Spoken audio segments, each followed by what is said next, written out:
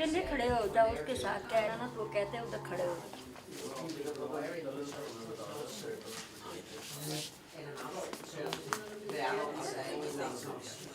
बच्चों को शौक होती है तस्वीरें बनाने की It's March 2019, and the OPSA team, the Overseas Plastic Surgery Appeal, are back in Pakistan for their 22nd trip to provide free cleft lip and palate surgeries. This international children's charity is dedicated to carrying out reconstructive surgical procedures, mainly cleft lip and palate, on babies, young children and some adults, in developing countries that have limited resources. Patients travel from all over Pakistan to the Cleft Hospital in Gujarat, a purpose-built hospital founded by the Bashir family, hoping to get advice and treatment from the specialist UK surgical team. Caring for people and enjoying caring for people. We do it because we want to do it and because we love doing it and we love visiting other countries and enjoying their culture, and for no other reason really. In Pakistan, the incidence of cleft lip and palate and other facial deformities is significantly higher than in the UK. Research is currently underway to try to identify why there's such a high number of these cases in some developing countries. The main factor is the genetic one, we think. There is some problem with the genes, and that's why the middle of the face doesn't develop properly. And it can be associated with other deformities like the hands and the feet and the brain and things like that. The volume of clefts in Pakistan is huge, and fixing them is only the beginning. You need all the other pieces. You need orthodontics, you need speech therapy, psychology, and without all of those, there is little point in just fixing the cleft. To date, the OPSA teams have operated on more than 3,000 patients, and on each visit, lasting 7 days, about 100 patients receive surgery. This work restores the ability to breathe, speak and eat correctly. But more importantly, it puts a smile back on the face of children and helps them to integrate more fully into society. The need of help from abroad, that's why we started this work. The idea is to complete the repair or the treatment before child starts speaking, so that the speech can develop properly. If they need help, then that's provided in this hospital. It's the first day of consultations, and doctors are seeing children who are going to be operated on soon. Nick Hart is one of the consultant surgeons today. OPSA started life after Nick Hart travelled to Pakistan and was involved in some operations in Bashir Hospital in Gujarat. Nick could see how great the need was for his expertise, and he returned home to the UK and set up OPSA.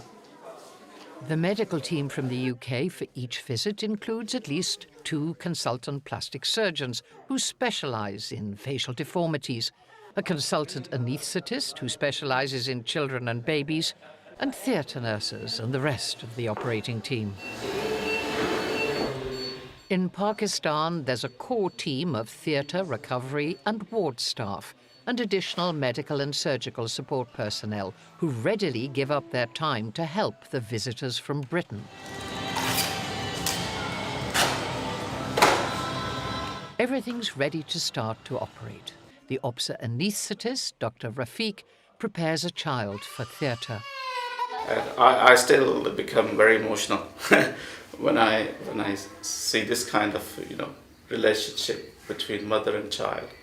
That how this mother went through so many difficulties to raise this child, and she was never expecting him to get better, and then suddenly she sees the child become normal, and then this satisfaction on her face, these tears coming down, they just made me cry a lot. So it was hard to not, but for anybody I think who was in that kind of scenario, not to cry.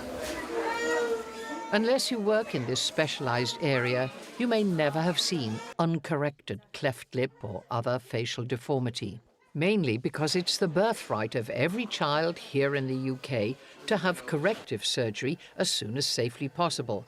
This is not the case in developing countries. People take their appearance for granted. Most of us do. And I think to have a disfigurement, which a cleft is if it remains unrepaired, is a tragedy. It is not something that anyone in the UK would expect to have to live with. And why should people in any country in the world expect to have to live with that? With no opportunity for children to have this necessary, often life-saving surgery, they often go untreated and have difficulty learning to speak, often unable to attend school. And they're ostracized from society, a lifetime burden for them and their families. I have spoken to so many mothers. They ask me, why it happened to me? Why is my child like this? It's no one's fault or choice if you are born with a big malformation, but yet society will segregate these people for being different and isolate them, and that is an extremely difficult existence for them. You need to do your best to try and help them and integrate into society. I suppose emotionally difficult aspect of this is that many of these children will come to you age 10, 15, or maybe even 20 years of age, and you understand that they must have lived in social isolation during all that time. In the second part of the week, the OPSA team and the Cleft Hospital receive a special visit. The president of Kashmir has come to the hospital to learn more about their work.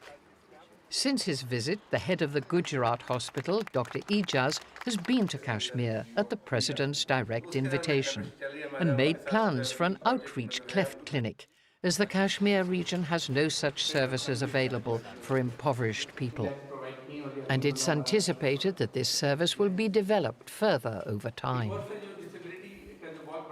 My personal drive is when I see a baby who is having this cleft, and the parents who are so depressed, the misery, the feeling, the inside of the patients who are treated badly, it moves me a lot. That somebody, if he is born with this defect, why can't we help him to get the best possible treatment?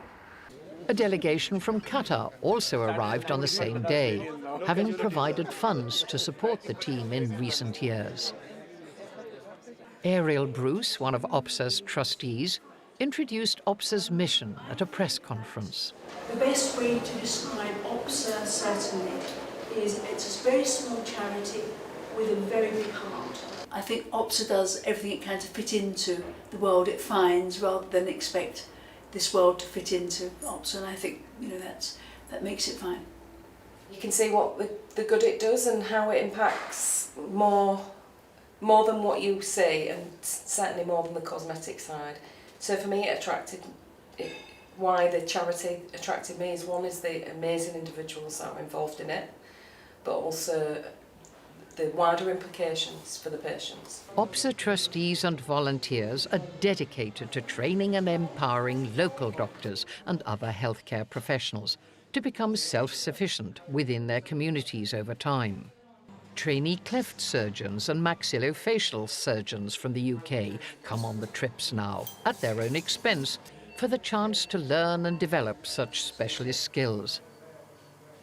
It's a huge opportunity for them, as they wouldn't encounter this number of patients in the UK.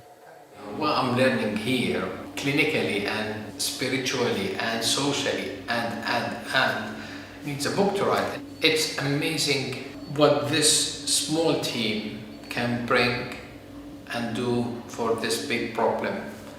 Once they've had that surgery, this will give the children and their families by default a confidence, and a confidence to go forward, to move forward in their lives. The more people know about it, the greater the awareness, the greater chance that more children will benefit from the service. So it's important, that raising awareness is important.